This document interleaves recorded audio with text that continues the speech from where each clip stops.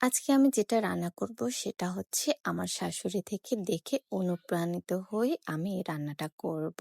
আমার শাশুড়ি সেদিন আদা ফুলের সাথে মাছ দিয়ে রান্না করেছিল।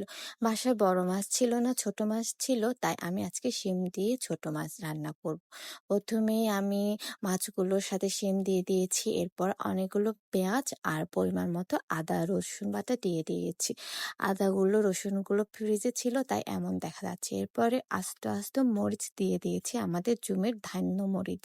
মরিচ বাটা অ্যাভেলেবল ছিল, তারপরও আমি এগুলো দিয়ে দিয়েছি। এরপরে পরিমাণ মতো লবণ, তারপরে হলুদ দিয়ে দিয়েছি। মরিচগুলো এভাবে দেওয়ার কারণ হচ্ছে যেহেতু বাটা হবে তাই আমি এভাবে দিয়েছি। এতে মরিচ বাটাটাও বেঁচে গেল, পরবর্তীতে আমাকে আর মরিচ বাটতে হবে না।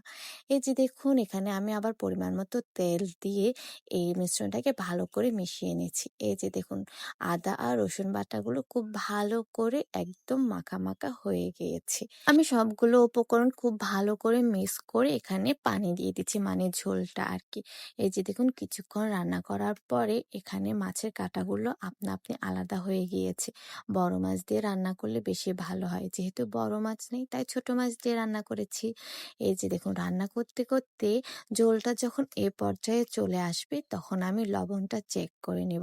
লবণটা চেক করে নেওয়ার পরে আমি চুলা থেকে নামিয়ে এটাকে চুলায়ও করা যাবে, তবে চুলায় করলে মাঝে মাঝে গ্যাসের চুলাগুলো একটু নষ্ট হয়ে যায়।